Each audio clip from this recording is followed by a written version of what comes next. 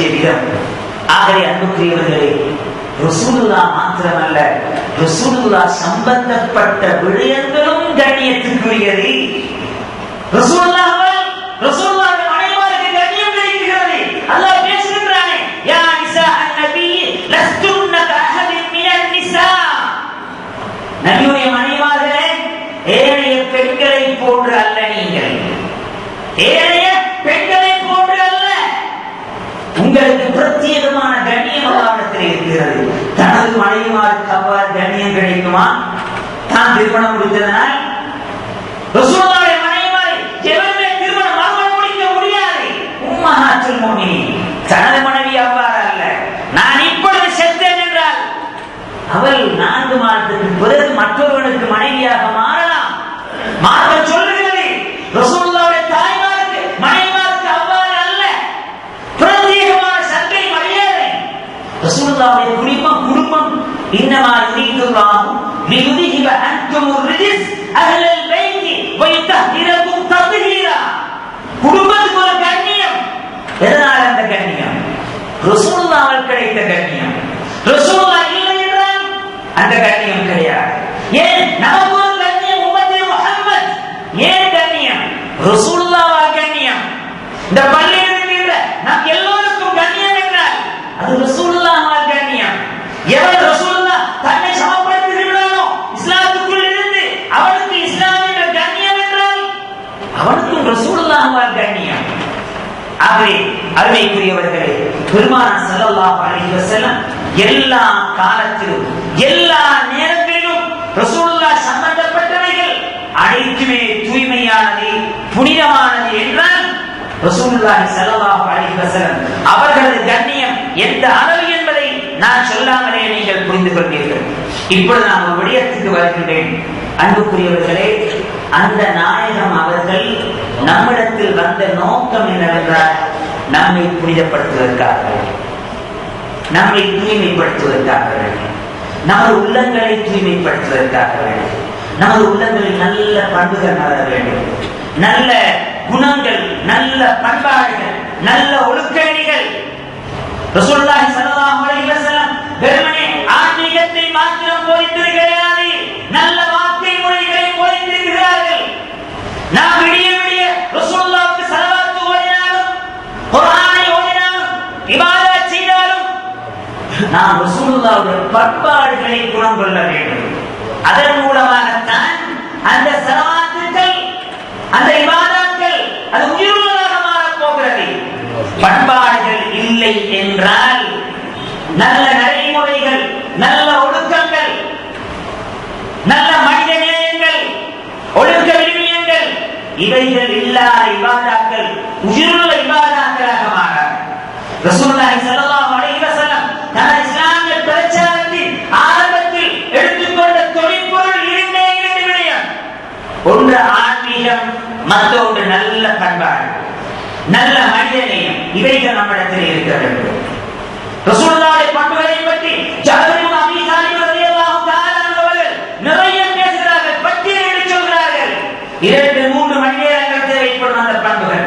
அதில் மிகச் சிறந்த பண்பு ரசூலுல்லாஹ்வுடைய பண்புகளில் மிகச் சிறந்த பண்பு, எனக்கும் தேவை, உங்களுக்கும் தேவை, எல்லோருக்கும் தேவை, தவாது என்கிற தாழ்மை, பணிவு. எவ்வளவு அதிகாரம் இருந்தாலும் கூட, எவ்வளவு செல்வம் இருந்தாலும் கூட, எவ்வளவு சிந்தனை இருந்தாலும் கூட, எவ்வளவு அறிவு இருந்தாலும் கூட, தாழ்மை இல்லை என்றால் பயனற்றதாக மாறிவிடும். தாழ்மை இருக்க வேண்டும், அமைதி இருக்க வேண்டும். ரசூலுல்லாஹி ஸல்லல்லாஹு அலைஹி வஸல்லம் அந்த அரேபிய சாம்ராஜ்யத்தின் தலைவராக இருந்தும் கூட பெருமை இருக்கவில்லை. அவரிடத்தில் அமைதி இருந்தது, அடக்கம் இருந்தது, நல்ல பண்பு இருந்தது, குணம் இருந்தது. ஆகவே அவைகள் நம்மிடத்திலே வர வேண்டும். ஒரு நல்ல அறிவாளிக்கு அடையாளம் என்னவென்றால் நல்ல பண்புகளை குணம் கொள்வது. குர்ஆன் ஒரு ஆயத்தை பேசுகிறது, மஸலுல் லதீன ஹும்மிலுத் தௌராத சும்ம லம் யஹ்மிலுஹா. தௌராத்தை பேசினார்கள் நிறைய பேர், ஆன்மீகம் பேசுகிறார்கள், பண்பாடுகளை பேசுகிறார்கள், ரசூலுல்லாஹ்வுடைய அகமியங்களை பேசுகின்றோம், அல்லாஹ்வுடைய நான்கு சிவத்தை பேசுகின்றோம். இவர்களுக்கு அல்லாஹ் சொல்லுகின்ற உதாரணம் கமசலில் ஹிமாரி யஹ்மிலு அஸ்ஃபாரா.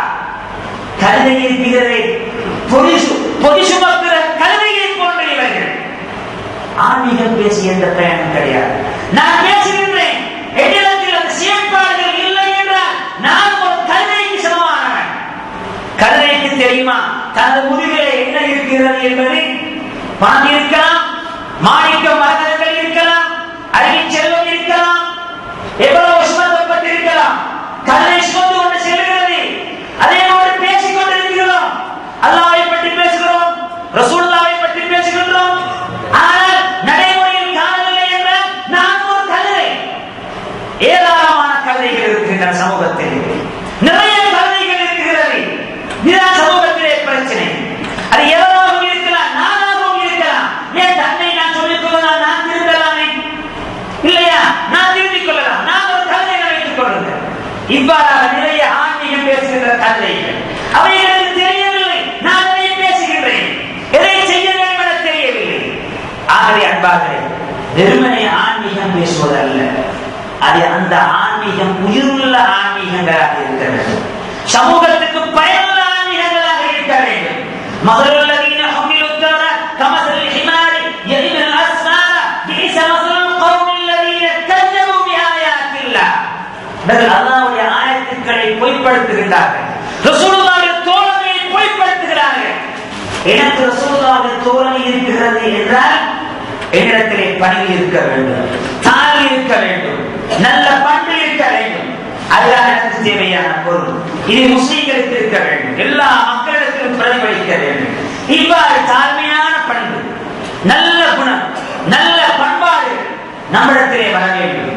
அவ்வாறு வந்தால்தான் நாம் ரசூலே அக்ரம் ஸல்லல்லாஹு அலைஹி வஸல்லம் அவர்களது உண்மையான நட்பை பெற்ற மக்களாக நாம் மாற முடியும். ஆகவே அன்பார்ந்தவர்களே, இந்த மஜ்லிஸ் மிக புனிதமான மஜ்லிஸ். எனக்கு கொடுக்கப்பட்ட நேரம் சரியாகிவிட்டது.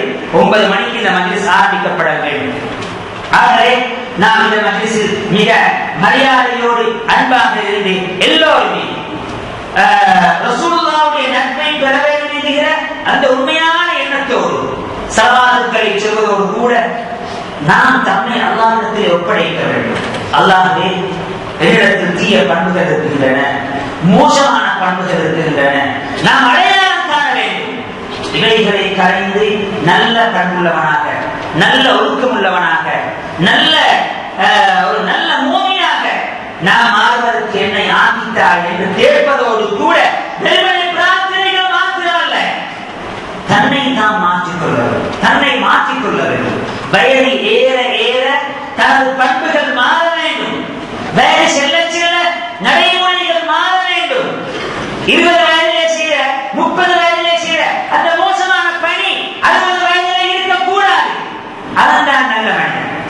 ஆகவே அந்த இடத்துக்கு தன்னை மாற்றிக்கொள்ள அல்லாஹ்விடத்தில் ஒப்படைத்து தன்னை மாற்றுவதற்கு நாம் எல்லோரும் முயற்சி எடுக்க வேண்டும். ஆன்மீக ரீதியாக, பண்பாட்டு ரீதியாக, ஒழுக்க விழுமியங்கள், அனைத்து துறைகள், பேச்சுவார்த்தைகள், கொடுக்கல் வாங்கல்கள், வியாபாரங்கள், நடைமுறைகள், அடுத்த சமூகத்தோடு பழகுகின்ற விதங்கள், முக்கியமாக இருந்து மிக மிக தேவையான ரசூலுல்லாஹ்வுடைய பண்புகளில் நல்ல பண்பு, அடுத்த சமூகத்தோடு பழகுகின்ற பண்புகள், அவைகள் நாம் நிறைய கற்றுக்கொள்ள வேண்டும்.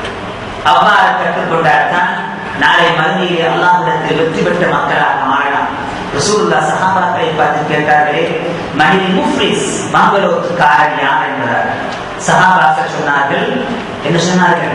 நிறைய செல்வம் இருந்து செல்வத்தை இழந்தவன் தான் பங்களோத்துக்காரன். எல்லோருக்கும் தெரியும் பங்களோத்துக்காரன் யார் என்றால், ஒரு காலத்தில் நல்ல செல்வ செழிப்பில் வாழ்ந்தார், வாகனங்கள் இருந்தன, வீடு வாயில்கள் இருந்தன, தோட்டம் தொழில்கள் இருந்தன, தொழிற்சாலைகள் இருந்தன. இன்று இழந்து விட்டார் பங்களோத்துக்காரன். ரசூலுல்லாஹ் சொன்னார்கள், நாளை மறுமையிலே ஒரு பங்களோத்துக்காரன் வருவான்.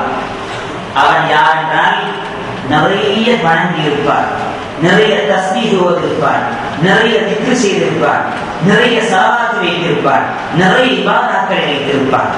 ஆனால் மற்றொரு வருவான், கத் ஷதம ஹாதா ஃபகதப ஹாதா வகதல ஹாதா வஸததம ஹாதா. அல்லாஹ்வே, இவன் எனக்கு அநீதி விளைத்தான், எனக்கு ஏசி இருக்கிறான், எனது உள்ளத்தை நோகச் செய்திருக்கிறான், என்னை, எனது தோழங்களை, எனது தானிகளை அபகரித்திருக்கிறான், எனக்கு மாறு செய்திருக்கிறான்,